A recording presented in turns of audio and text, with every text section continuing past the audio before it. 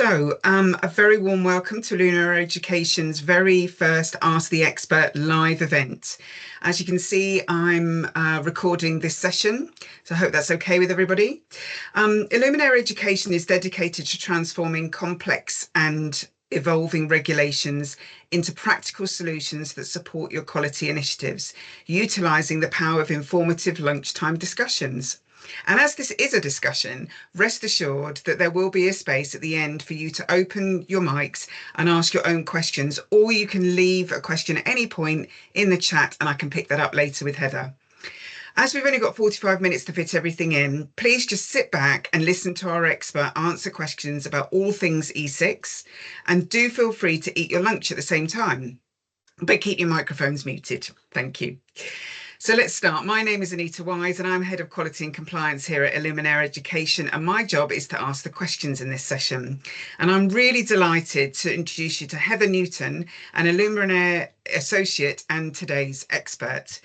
Heather is a virtuoso HE professional, having worked in and around the sector since 2001 in all types of institutions, with a large portion of this in student casework and conduct, especially in the area of harassment and sexual misconduct, working her way up to the role of academic registrar and head of compliance. Today, Heather is currently the head of advice and advocacy at Oxford Brookes Student Union. So, hi, Heather. Hello. Some of you, I believe, will be listening to this and watching this. Maybe you're on the OFS register already. You're already part of the OFS registration process and conditions of registration. Some of you may be working on your application and waiting for the August registration window to reopen. Some of you may just be considering the OFS application journey, and then others maybe want to know more about this topic and look to pick up some best practice and maybe some tips and ideas. In any case, you're all really welcome.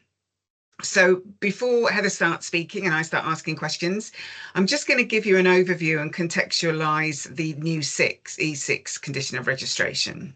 Okay, so most of you will know the OFS's condition of registration E6 becomes effective August 1st this year, so not long now.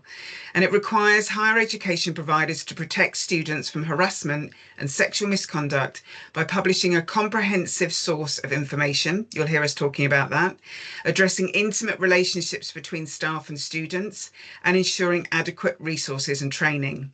Its purpose is to ensure that higher education providers take proactive steps to prevent and address harassment and sexual misconduct, and to protect those students from any actual or potential conflict of interest and or abuse of power in relation to intimate personal relationships between what they describe as relevant staff members and students. So hopefully that gives you a bit of a framework, a bit of context to what we're going to start talking about, and hopefully you're in the right space. So Heather, basically between me and you, we've done some E6 workshops over the last couple of months, and we've been keeping a record of the questions that people have been asking. So I'm basically going to use those because that's what people kind of want to know and get some more clarity on. So we're going to go through some of those questions now. And as I say, if anybody's got anything they want to add into the chat, please go ahead and I can ask Heather later. There'll be plenty of time. So first of all, where I just finished talking about relevant staff members and students, what is a relevant staff member? Oh, it's a really good question, Anita. Relevant staff member has a specific definition with the OFS.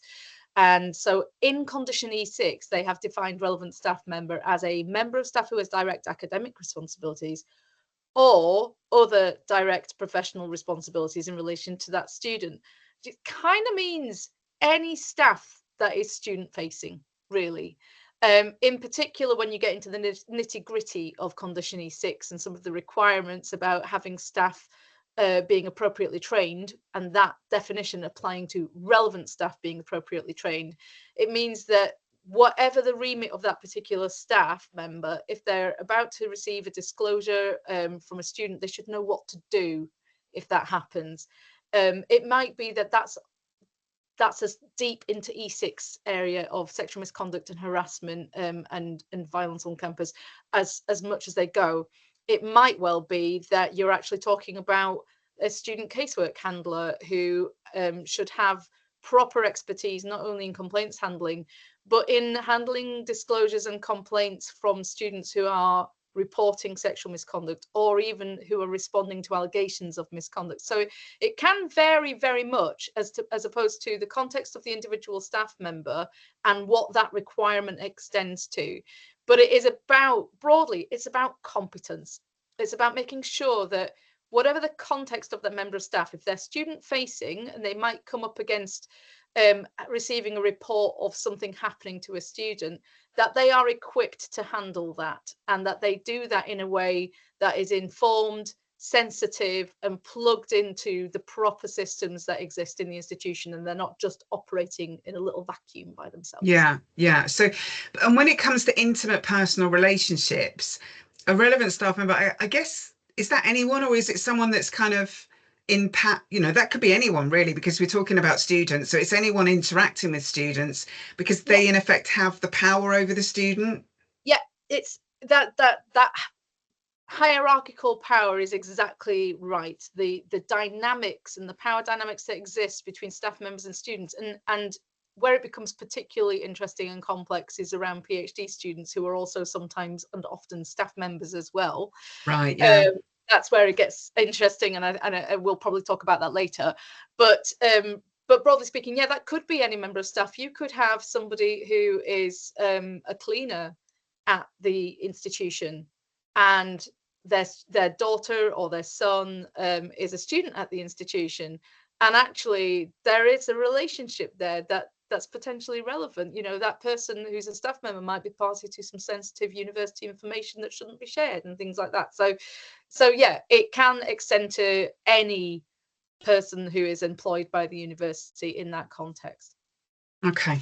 Now the big thing for E6 at the moment, and this is kind of almost their poster child element of it, is this single comprehensive source of information. And we've talked about this in workshops before, and actually we've shared some really good. Some people have come up with some brilliant ideas of how a provider might do this. In other words, putting all of the information that's anything to do with harassment, sexual misconduct, bullying, all of those types of things in one place. And obviously, the larger the provider, the more information they're going to have on this. But why are they looking for this single source of information? What's the purpose of it? So when the OFS originally started looking at this area, they produced what they called a statement of expectations, which was expectations set out about what institutions should do to prevent and address sexual harassment, other types of harassment, and sexual misconduct. But they didn't enforce it in any kind of like regulatory condition kind of way. It was more of this is a statement of expectations. We expect you to be doing these things. We'll be keeping an eye on this area. When they started keeping an eye on the area, they were not convinced, and they commissioned a huge audit by a group called SUMS, an independent consultants, to undertake an audit of this area. They were not convinced that anybody was really paying any attention to the statement of expectations. So the audit was commissioned, and the audit results demonstrated that, in fact, indeed, nobody had really paid enough attention to the OFS's satisfaction to the statement of expectation. And that's not to say that people weren't doing good things, but across the sector, there wasn't really a big focused effort to make progress off the back of the original initiative under the UUK's work on tackling this area. Yeah, so basically this E6 condition is like a formalization of something they've already been requesting for quite some time, and it's just the sector hasn't actually done it. So they've now imposed it. Yeah, that's right. Okay. So in 2016, UUK released its initial report called Changing the Culture, and it was about the fact that these areas had been complex areas for institutions for quite some time, and we don't really have time in the space we've got to go into the history of it all, but it all kicked off in 1995, I can tell you that, with the ZELIC guidelines. But where we're at today is the result of this significant initiative by Universities UK and the sector initiative coming together to say it's not okay to ignore sexual misconduct and say, not my problem. anymore, which had definitely been the sort of cultural landscape of higher education for quite a long time. That had all sort of moved with a bit of momentum with the Me Too movement as well. So there were other external cultural factors that were impacting that. And a lot of institutions became engaged with that Universities UK work. But there was no sort of real clear expectation about what, if anything, an institution should be doing, what that looked like. And there is a really salient point here, which is that HE is a very diverse sector, and it is really difficult to impose a one-size-fits-all approach to anything. And in a sense, what we're looking at with E6 is a sort of attempt to do that. But it is a bit problematic from that perspective, because actually a lot of the questions that come out of this are exactly because it's such a diverse sector, and exactly because the resources that are available to a very small institution are in no way, shape or form anything alike the resources that are available to a large institution. And the composition of student body, the demographics within that institution of the staff and student community, everything, all of these things vary absolutely massively across the entire sector. So the single source of information, irrelevant of the size of the provider, is basically like a Bible that allows a student to go into their provider's website, go into this single source of information, and whatever's happened to them or anything they're concerned about, they will find the provider's information, advice, and guidance in there. And That's so right. as long as it's all in one place. So what they don't want to do is have something bad that's happened to somebody and they've got to go scrambling to try and find out. Right, I get it. Okay, so Yeah. that might just be its own drop down box on the website with all of the policies and procedures and forms or whatever might be underneath it. Is that kind of thing? It could be that. It could be a hub on the website that is like prominently displayed in your sort of landing page in the university's landing page. I mean, the main principles that everybody has to follow are that it has to be published in a prominent position in an area of the provider's website that is easily accessible by students, and also a really important point, by those considering applying to be students without the need for any form of password or security check. And what the audit found was that often people did have relevant information, but it was on the intranet, and it was therefore protected, and only people inside the institution could even see it. And in addition, you also, as well as having a single comprehensive source of information, you have to have a clear and easy to understand statement about the existence of the single comprehensive source of information, the nature of its content, and how to access it. And you have to make sure that that is communicated effectively at least once annually to all students and staff. You have to set it out in your main documents that are promoting your institution, so any prospectuses or any sort of admissions relevant material information. And you also have to set out in any documents that are designed to provide a collection of useful information about rules and policies and procedures for students and for staff, like handbooks, program handbooks, or undergraduate, postgraduate handbooks, or staff handbooks.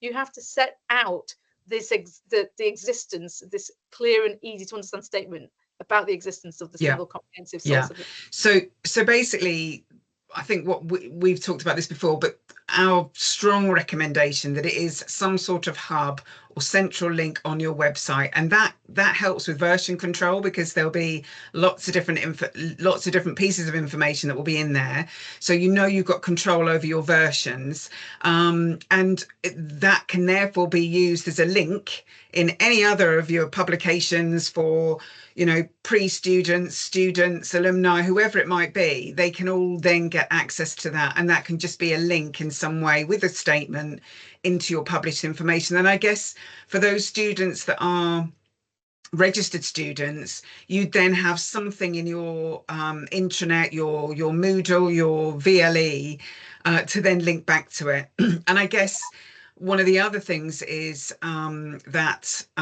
it's part of your induction. So, they go through the induction process for a student. So we're just focusing on students at the moment.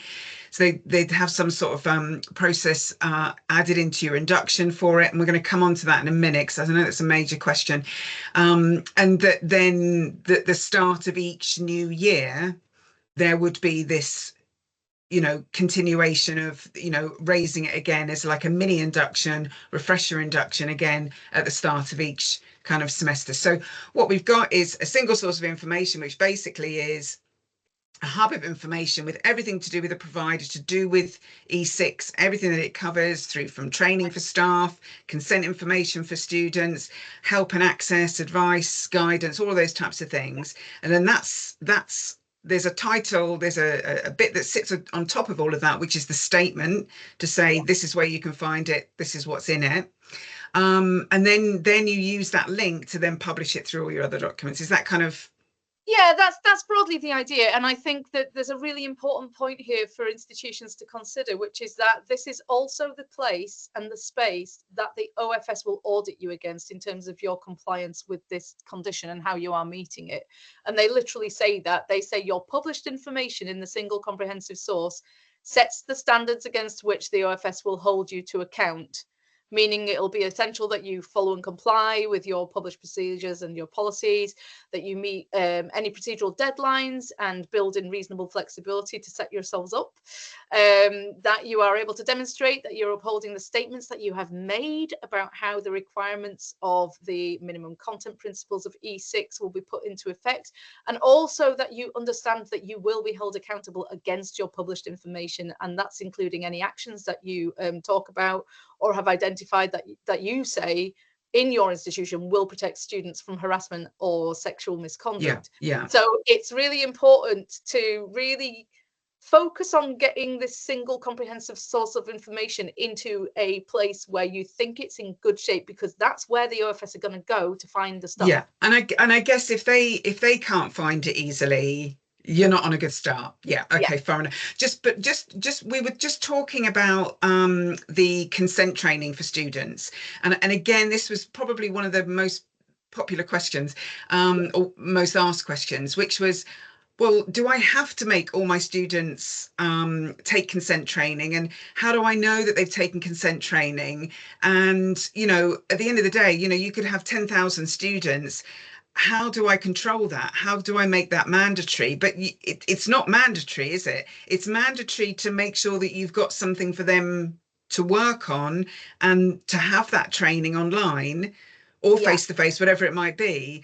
Yeah. But I'm right in saying you can't make a student do it. Is that fair to say? Can't.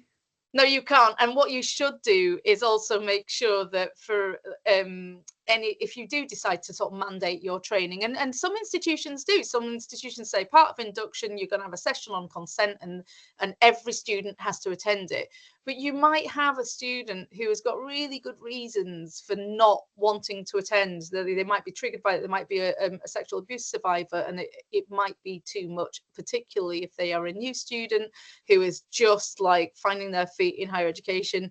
If they're an APP student who is the first one in their family to come to university and all of this is overwhelming, on top of this, it might be a problem. So you do need to build in some safeguards about, okay, if you don't want to do this training, let's have a conversation about that, and here's the support that we have as well to support you if you need that support. But there are also sometimes those institutions who will face a situation where a student will say, for religious reasons, I don't want to go to this training. And that's not good enough, because there's nothing religious about consent. There is nothing religious about understanding consent. And I think it's about making sure that your training is accessible, making sure that your training is not too much, not too long. You can have really good, super mega comprehensive training.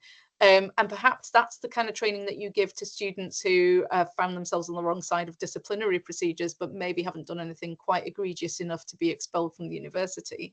You might want to give them a real comprehensive training in understanding consent in that sense.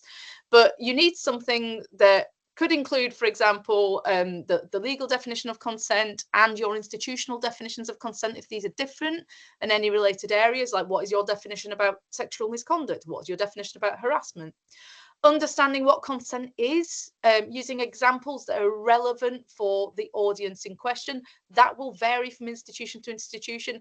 And it might mean that you vary your consent training as well, if you're dealing with only postgraduates, but you do have an undergraduate body as well. Bystander intervention, what are your processes institutionally that you have to support bystander intervention? Are you signed up to any of those sector programs? What is bystander intervention? How can it help? And why? When should you feel comfortable doing it? All of that kind of information. And then crucially, what support is available? What are the relevant processes? Who do you go to if you've got a problem? Yeah, So, yeah. I think fundamentally that's important, isn't it? Yeah, yeah, yeah. these are just some examples of the kind of things you might include in that training, but that doesn't mean that that training has to be incredibly long. That could all be covered within, like, comfortably within 15 minutes. Yeah. And it's So important to not over egg it and to make sure that the main messages are getting through, because you can always cushion around those messages with other areas. And I know a provider that came in our workshop was very much working towards setting up as a quiz, a questionnaire on Moodle. It was going to be, you know, so where a number of providers have academic integrity quizzes, they were going to be doing the same thing. And the good thing about having it on your VLE is the fact that you can monitor who's gone into it, whether they've completed it, those types of things, and then you can have that chat afterwards. Kind of. Okay, I'm just going to move on to a couple of quick other ones. The freedom of speech and this E6, are there any conflict or anything anybody needs to kind of consider or try and balance? Well, freedom of speech, obviously, there's a big thing going on in the sector right now with the University of Sussex's situation that has literally just all blown up in the last week or so. For anybody who's not kept up to speed with that, the Office for Students have made a ruling and fined the institution, I think it's £585,000 for a breach of freedom of speech.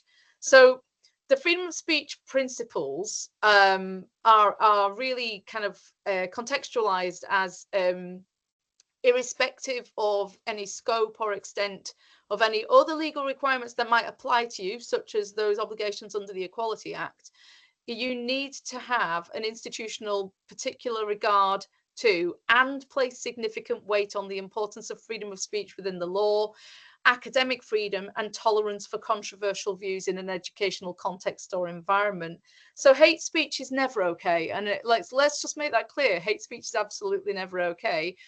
Where some people differ on what constitutes hate speech is where this becomes very complex, because for gender critical individuals who believe that who hold certain beliefs that place the existence or the legitimacy of trans individuals into a particular context, there is an academic disagreement in that. There's an academic disagreement across the entire world, let alone the higher education sector in England.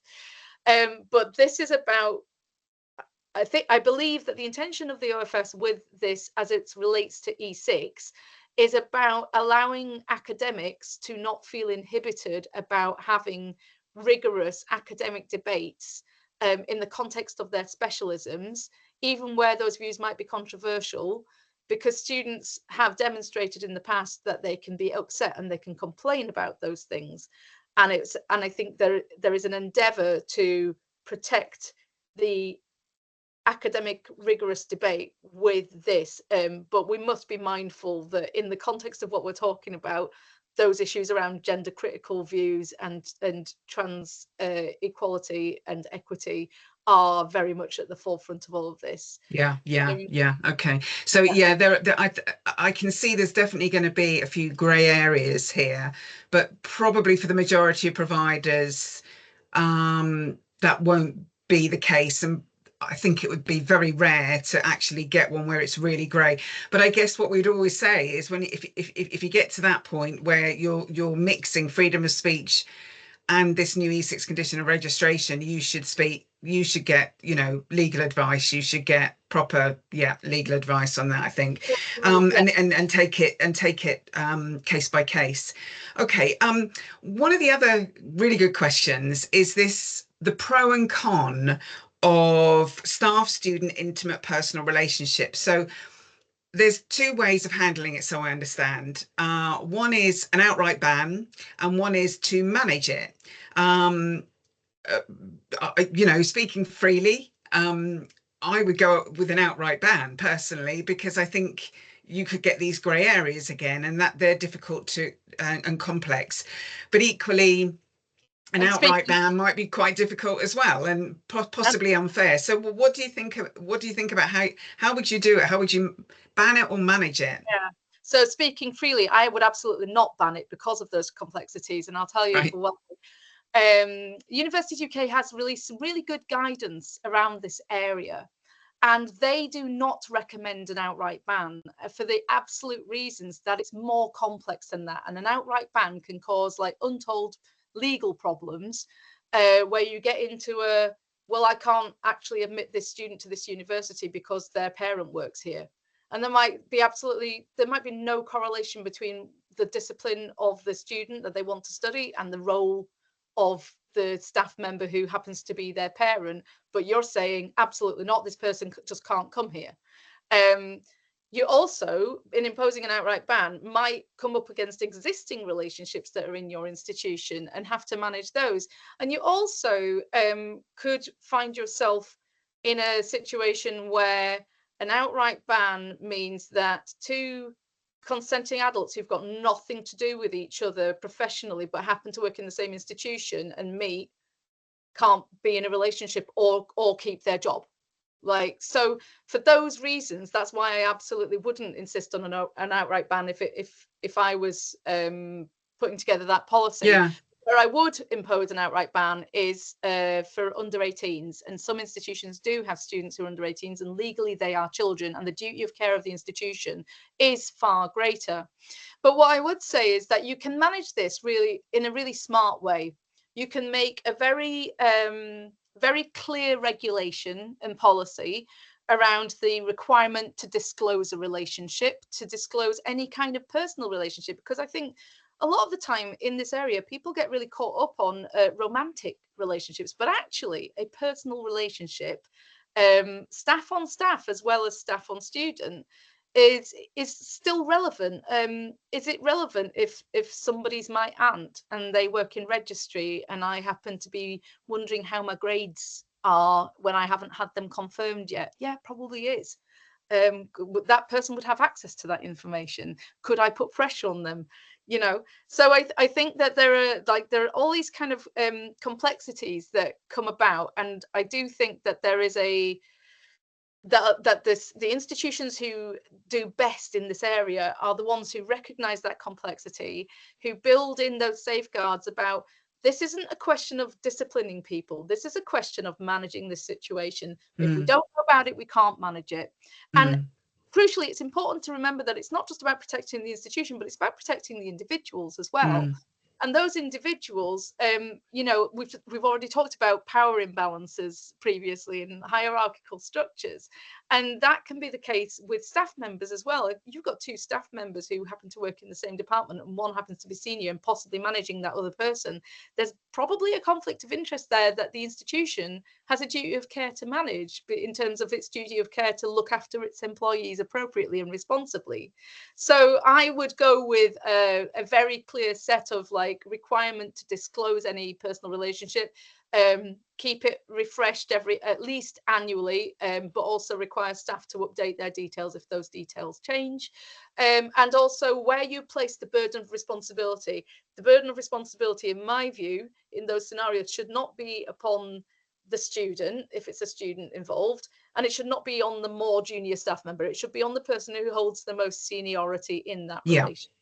that makes sense. Yeah, I agree, and that does make sense. And also, yeah, I guess, if you go for an outright ban, you could lose really good staff. It's just like as simple as that. People would walk away. So, yeah, no, that makes sense. And I think one of the things here is that as E6 really kind of kicks in, and the sector's had time to really think about it, and especially the guidance, the QAA, UUK, all of those kind of bodies that are there to support and help the sector, we're kind of assuming and probably hoping that they will start to come out with some really good specific guidelines to cover a lot of this E6 stuff at the moment.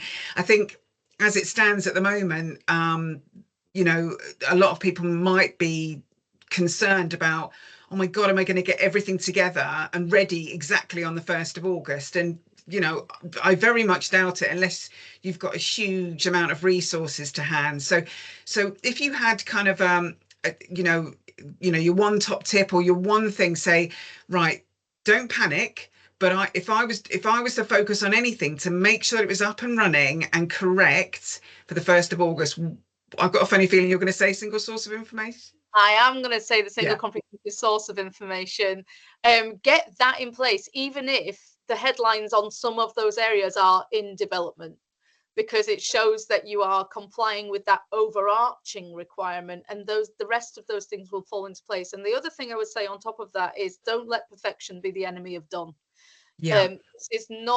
It's important not to get too caught up in making it as good as it can be in the first instance. Like, there's always time for refinement later on. It's more important to have something than have nothing.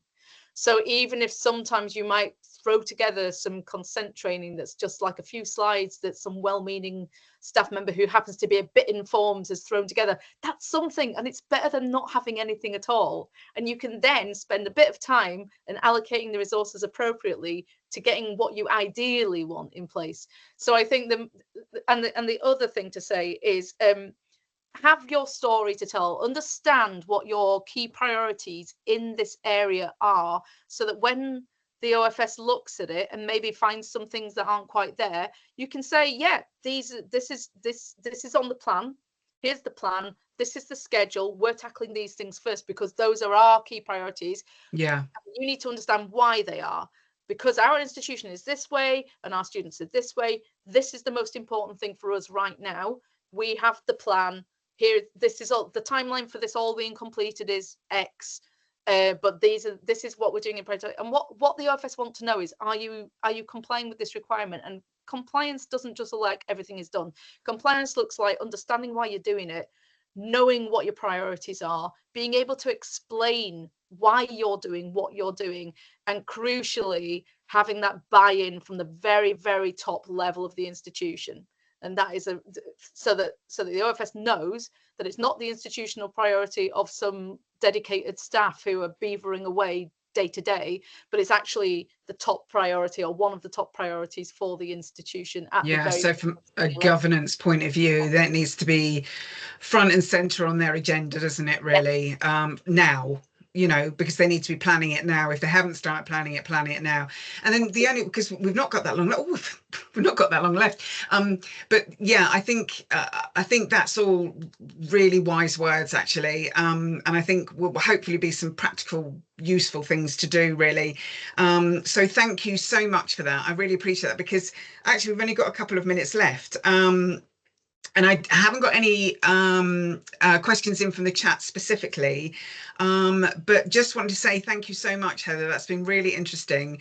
And at the risk of sounding crass, I suppose, we do actually, I've mentioned it a couple of times, Heather and I do an E6 workshop. You know, Illuminare Education has a full and comprehensive half-day E6 workshop, because this is probably, for me, the biggest condition of registration, the heaviest, most, you know, complex condition of registration out there now, isn't it? It's a big one. It's huge. It's absolutely massive. And of course, people are starting at different points in it, and some people are further along than others. But I think that if you can demonstrate, even if you've not got very much in place, if you demonstrate that you have the plan, and you demonstrate that you know what your priorities are, it might be that the OFS go, okay, well, we're going to come back in like 3 months, 6 months, whatever, and we're going to check that you're doing that. And by God, you better make sure you are doing it at that point. But that's going to reassure them that you are not just disregarding this, or that you can't cope with it. Yeah, so it's yeah. about having your plan. And remember that the sector is diverse, and the OFS has to have due regard for the diversity of the sector. It's not okay to say we can't do this because we're too small. It is okay to say, because we're small, these are our key priorities. These are our key priorities. These are the things we will do. These are the things that we will do on retainer versus having in-house all the time. Yeah. I've had one quick question and then I need to close if that's okay. So we've had a question in saying, is there a reporting requirement in relation to E6? Does a complaint, for example, trigger a reportable event that will highlight the processes that the institution has in place? So Okay. So they, like a complaint wouldn't in and of itself naturally trigger a reportable event. It's possible that it could, but reportable events are really things that sort of maybe rock the stability of the institution in some way or another.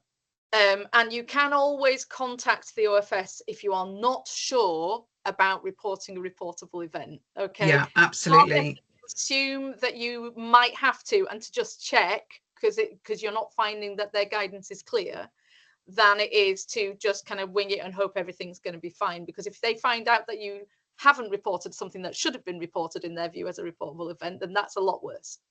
Yeah, but I think on an annual basis, at the moment there isn't any reporting requirements, like no HESA requirements. So it really is about not yet. Not yet, no. And I think that's the message, isn't it? That there isn't a reporting requirement, but you should, as a provider, from, as you say, from the governance top down, have your own internal reporting requirements, your own continuous improvement, quality improvement plans in place around E6. Yeah. You should, and you should also understand as an institution how many of these kinds of complaints you are getting and you are dealing with, what those outcomes look like, and your governing body should know that information, so you don't have to disclose the details of individual cases that would identify individuals. To, that should be kept sensitive, but actually those figures and those facts should be at least annually in an annual report to your governing body. Say, all of the student cases we had were like this number of academic appeals, this number of student conduct cases, of which X amount were sexual misconduct cases. It's really important that you understand that data, because actually you do have to report to an extent to the OIA on some of those things.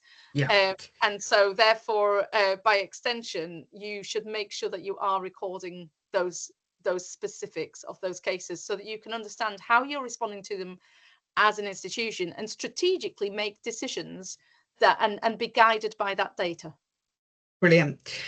Listen, thanks, Heather. Really good insights today. I've really enjoyed that. Actually, that's gone really, really quickly. So, we hope you guys at home and in the office or wherever you might be have found it useful as well. It really is about finding a space for, especially for quality and compliance colleagues, around the UK who don't necessarily have a lot of places to go to chat about these things. So we hope you found that really useful. As I say, if you want to know any more about Illuminare Education, this is our first live event. We'd love some feedback from you. That's always really welcome. We are doing these events at least once a month. So you can check out our website, Illuminare Education, look at LinkedIn. You can send me an email, anita@illuminareeducation.com. But we're always here to help and support and guide, really, and share information. So thanks again, everybody. Absolutely brilliant. Enjoy the rest of your day. Bye. You. Thanks, Heather.